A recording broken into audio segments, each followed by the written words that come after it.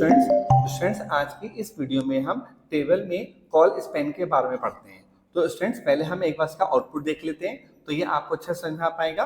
यहाँ पर इसका आउटपुट प्रोग्राम का ये है। तो स्टूडेंट्स आपके देखते हैं पहले वाली रो में आपके दो कॉलम्स हैं, एक तो नेम और एक एड्रेस। और नीचे वाली रो में आपका यहाँ पे एक तो नेम लिखा है और यहाँ पे इस कॉलम के नीचे हमें तीन तीन कॉलम्स दिखाई दे रहे हैं। मतलब इस रो में यहाँ पे तीन कॉलम्स है और ऊपर वाली रो में एक ही कॉलम था। तो देखते हैं कैसे हुआ। वापस हम यहाँ पर आते हैं। तो स्टूडेंट्स यहाँ से हम देखते हैं table row, table heading, name slash table heading, फिर TH col span equal to 3 address slash TH. तो स्टूडेंट्स हमने यहाँ पर ये लिखा है कि इस वाले जो हेडिंग में यानी कि जो सेकंड कॉलम है हमें उसमें 3 कॉल स्पैन चाहिए, यानी कि इसके नीचे 3 कॉलम्स एडजस्ट हो जाएंगे। अब आप देखते हैं ये रो क्लोज हो गई और दूसरी रो यहाँ से स्टार्ट हो गई। तो आप इसमें देखेंगे यहाँ पे 4 डाटा है, एक तो ये रहा टेबल डाटा, दूसरा ये रहा, तीसरा ये रहा और चौथा यहाँ पे ये रहा।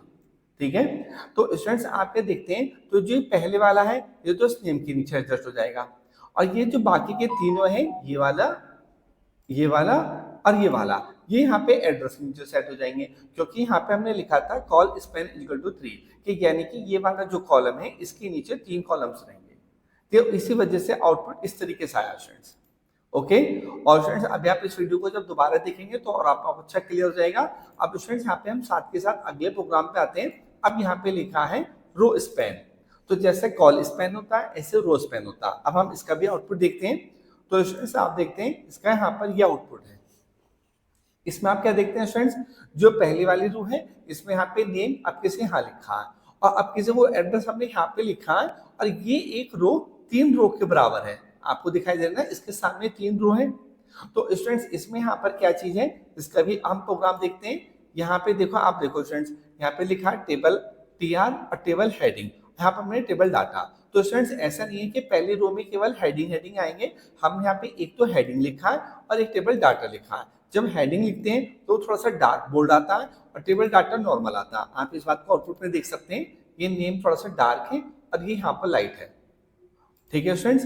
अब यहाँ पर हम देखते हैं दूसरी रो स्टार्ट यहाँ पर होती है।